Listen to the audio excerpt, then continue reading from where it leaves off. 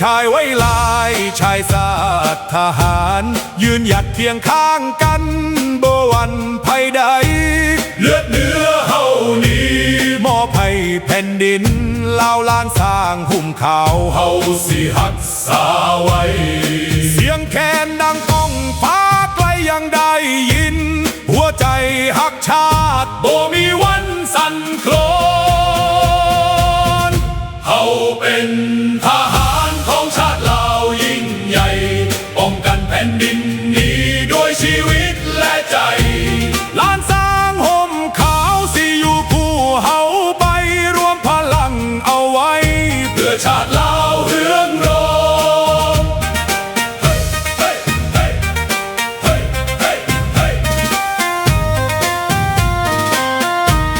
ยามศึกมาไกลเฮาบ่เคยถอยยืนหยัดต่อสู้เพื่อคนลาวทุกคนจากภูเขาสู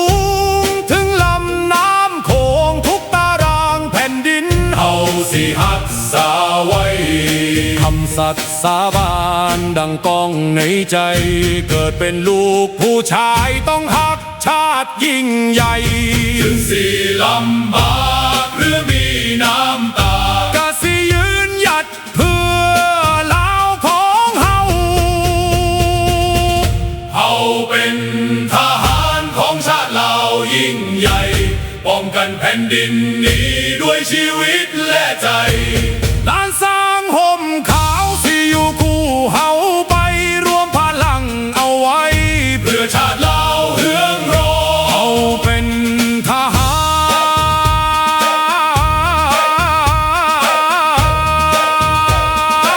รของชาติลาวยิ่งใหญ่ป้องกันแผ่นดินนี้ด้วยชีวิตและใจ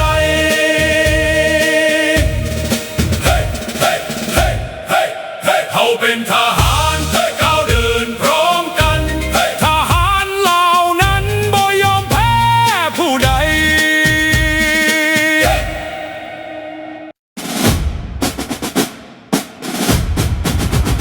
ศาสตร์เราตั้งแต่เดินมาขึ้นชื่อลือชาอยู่ในอาเซียนศาสตร์เราผูกพันไมตรีหวังสามัคคีหักพ้องกันหักศาสตร์หักประเทศเขาหักเจ้าปกเกศเกษาหักศาสตร์หักศาสตร์สมาแต่บุหารมาหักษาดินแดนบ่ให้ศาสตร์ใดมาล้วนหาวีอบอุ่นญาติแย่งสิ่งเอาให้คืนเข้ามาลู่วุ่นวายสู้จนตัวตายต้านทานศัตรูสวยเสดสู้เลือดเนื้อเสียเมาฟื้นฟูผู้เอาบรรเทาทุกข์กันหักศาสตร์หักศาสนาแต่บุหารมาหักษาดินแดน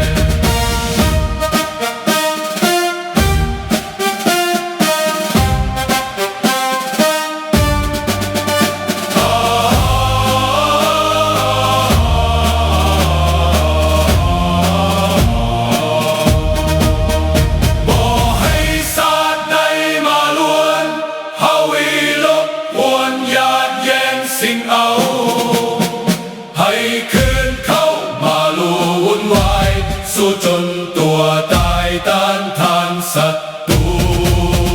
สวยเสดสู้เลือดเนื้อเสียเบาฟื้นฟูผู้เอาบรรเทาทุกข์กันสวยเสดสู้เลือดเนื้อเสียเบา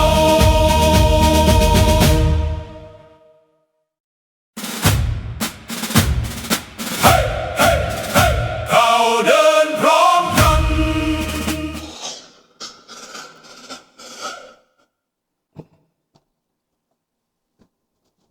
สบายดีพี่น้องสบายดีทุกท่านทุกคนเนาะที่ดูนี่หน้าจอเวลานี้ยินดีต้อนรับทุกท่านเข้าสู่รายการเสียงประชาชนลาว Voice of the Lao People Welcome to everyone bienvenue à toutes et à tous สวัสดีครับสบายดี Good morning bonjour มื้อนี้กับมาอีกมื้อหนึ่งเนาะแต่ว่าความอิดเมื่อยเนี่ยใครก็ยังเมื่อยอยู่2 มื้อผ่านมาแล้วข้าพเจ้าก็ยังเมื่อยอยู่พี่น้องเพราะว่าออกให้งานที่ว่ามื้อวันศุกร์ที่ผ่านมานี่มื้อวันพฤหัสที่ผ่านมานี่นะวันศุกร์น้องไปเป็นวันพฤหัสวันศุกร์ที่ผ่านมานี่เฮ็ดเวียกหนักพี่น้องขึ้นหลังคาแล้วก็ในเทิงหลังคามันเป็นจอมแรงๆจังซี่บ่สังกะสีฮุบเข้ากันจังซี่มันนี่ขึ้นไปถ้าขึ้นบ่ขึ้นไปนั่งสุดก็ยิงบ่ได้วันศุกร์นั่นแหละมาดามมันบอกวันศุกร์แม่นลืมวันศุกร์มันนั่งบ่ได้มันฮ้อนสังกะสีมันก็ฮ้อนแล้วบ่มีอันห้องบัดนี้เสียงจะตกกับปานนั้นพี่น้องเพราะว่าผูกแอร์ไว้อยู่แต่ว่าผูกแบบนั้นแหละเพราะมันแม่นเครื่องเอกิปีธรรมดาเขาขึ้นมุ้งสังกะสีเขาต้องมีกระซ่าขึ้นไปใส่แต่เฮาอาจจะขาดงบประมาณหรือว่าบ่มีเงินบ่หรือว่าเพิ่นบ่อยากเซาบ่เฮาก็บ่เข้าใจแต่ว่าเฮาก็ได้เฮ็ดให้เพิ่นจนได้นั่นแหละแต่ว่ากระเสียงข้าพเจ้าซ้ำเบิดขานี่นะมาเบิ่งขาตัวเองซ้ำเบิดผมมัดมือนั่งอยู่ในหั่นนั่งอยู่เทิงนั่นน่ะเทิงจอบนั่นน่ะขาซ้ำเบิดพี่น้องมาเฮือนเจ็บจนได้บีบเอาคันเอากันพุ่นแล้วเพราะว่ามันนั่งอยู่บนเก่าเด้คันอยู่ดินนั่นมันยังแม่นนะนี่นั่งอยู่เทิงหลังคาพุ่นหลังคากระจอบมันสิเป็นเล็กซะมีทั้งดาดทั้งนั้นก็แล้วไปแล้วเอาได้ก็ได้เป็นอุทิศตนทำบุญเนาะพี่น้องถึงจะเจ็บกับมีบุญมีความดีใจแล้วก็มันก็เศร้าดอกได้กำลังใจแล้วก็เศร้าพี่น้องแล้วก็ขอบอกขอบใจหลายๆเนาะดังนั้นพี่น้องอยากให้เข้าใจอย่างสั้นเด้อบอกว่ามันเมื่อยหน่อยนึงแต่กับบ่เป็นหยังข้าพเจ้าก็มาอยู่ดีนั่นแหละมันมาอยู่ดีให้พี่น้องได้เห็นเนาะและเข้าใจว่าออกแห่งงานส่วนรวมเฮ็ดน้ำสังคมบ่แม่นเฮ็ดส่วนตัวเฮ็ดเพื่อสังคมเพื่อประชาชนเฮ็ดเพื่อสังคมในต่างประเทศคันเว้าเรื่องการเมืองก็เว้าเพื่อชาติเพื่อแผ่นดินบ่ได้เว้าเพื่อส่วนตัวเด้อพี่น้องอันนี้อยากแจ้งคนส่วนใหญ่อาจจะบ่เข้าใจขึ้นว่าเฮ็ดส่วนตัวสบายดีน้องธนพรแม่นแล้วน้องธนพรทำดีทำยากแม่แหละทำดีหรือทำยากกันแหละอันทำสัวทำอยากทำลายหมู่น่ะมันแป๊บเดียวนึงหาวิธีทำลายหมู่หาวิธีคัดวิธีลังหมู่น่ะแต่ว่าอันนี้ทำความดีเฮาบ่ต้องห่วงเด้อข้าพเจ้าดีใจแล้วก็แจ้งให้พี่น้องทราบว่าอายุของข้าพเจ้ากับปีนี้ก็74 75เข้ามาแล้วเนาะเดือน2ก็75แล้วก็แต่งงานครบรอบ53 ปีพอดีพี่น้องข้าพเจ้าเอาลงเฟซลง YouTube นั้นบ่แม่นเป็นการแสดงข้าพเจ้าล้ำลึกไว้ให้ลูกเต้าได้เบิ่งลูกหลานได้เบิ่งและให้บ้านเมืองรู้จัก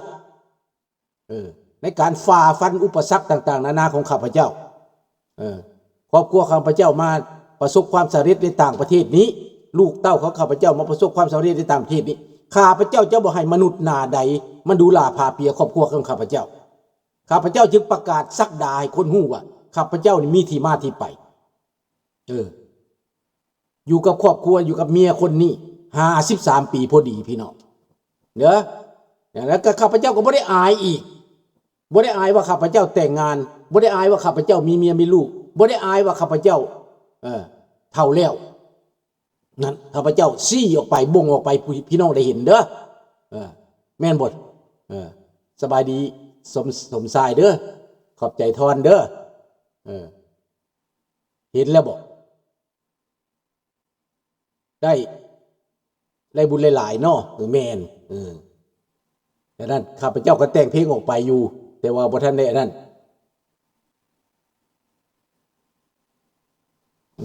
แต่งเพลงออกไปเรื่อง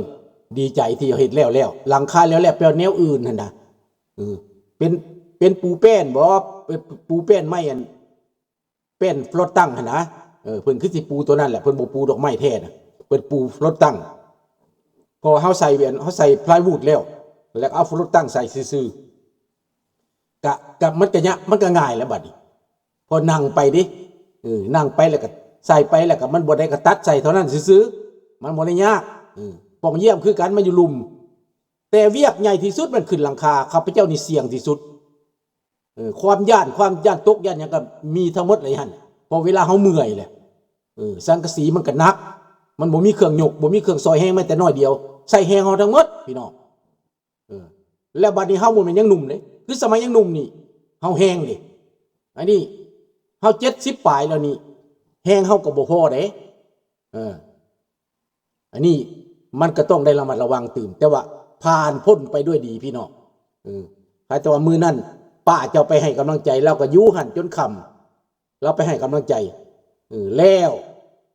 มุงแล้วใส่สังกะสีแล้วมัดมือพอดีแล้วจน6 โมงแรงตั้งแต่เช้าตั้งแต่8 โมงเช้า6 โมงแรงจังแล้วพี่น้องพอเฮาบ่มีเครื่องมือบ่มีแนวยกซอยบ่มีกระซ่าบ่มีหยังขึ้นไปก็มีกระซ่าขึ้นไปก็จับใส่มันโอเค3 ชั่วโมงข้าพเจ้าแล้วคันมีกระซ่าแต่เซากระซ่านั่นก็ประมาณ800แต่ข้าพเจ้าก็บ่เข้าใจว่าเป็นหยังเพิ่นบ่เซาอันนี้ข้าพเจ้าก็บ่ตัดสินแทนเพิ่นบ่ได้เด้อเพิ่นบ่เซาเพิ่นก็สิเชื่อใจข้าพเจ้าเต้บ่ย่านตกดี เอาบ่เป็นหยังพี่น้องอันนี้เว้าให้พี่น้องทราบความเป็นจริงมันเป็นจังซี่สถานการณ์เป็นจริงก็เป็นจังซี่ถ้าเซาสก้ามัน800มื้อนึง800แต่ว่าเฮ็ดเวียก3 ชั่วโมงแล้วคือกระซ่าตัดต้นไม้นะเขานางกระตาแล้วก็ใส่รีโมทคอนโทรลบีบขึ้นบีบลงน่ะอันนั้นสิง่ายพี่น้องจับใส่แล้วก็ยิงโลด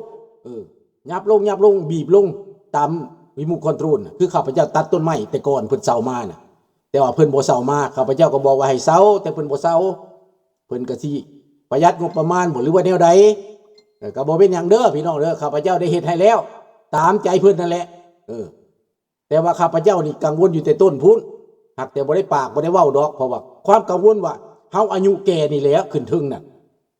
คำว่าอายุแก่นี่เบิ่งผู้อื่นน่ะเฮ็ดบ่ได้แล้วขึ้นบ่ได้แล้วดิขึ้นไปจันมันบ่มีไผกล้าขึ้นเลยดิเห็นบ่ล่ะยากแหละมีแต่คน1 2 คนกล้าขึ้นตูรักก็แม่นข้าพเจ้าได้ยืนอยู่นั่งอยู่เทิงจนว่าสำลีงกดด้านนั่นแหละว่าซั่นไป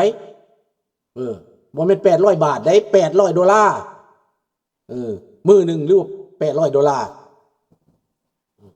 แต่ว่าที่จริงแล้ว$800มันก็บ่มีหยังคันเพิ่นอยากเซาแต่ว่าเพิ่นมั่นใจว่าข้าพเจ้าเฮ็ดได้เพิ่นก็เลยบ่เซาใจแท้ก็อยากให้เซาและเพื่อความปลอดภัยเนาะแต่ก็บ่เป็นหยังผ่านไปแล้วพี่น้องมันแล้วเบิดแล้วจบเบิดแล้วทุกอย่างแล้วจบเบิดแล้วเนาะเม็ดมักข่าวบุญซื่อๆมาข่าวให้ฟังเด้อมื้อนี้เข้าประเด็นเลยพี่น้องประเด็นย่ำประเด็นที่ว่าเมื่อวานนี้ข้าพเจ้าได้เว้าได้เน้นไปว่าเรื่องการต่อสู้บ่เป็นเรื่องส่วนตัวบ่เป็นเรื่องส่วนตัวว่าคนผิดเถียงกันเรื่องส่วนตัวบ่แม่นได้คนใด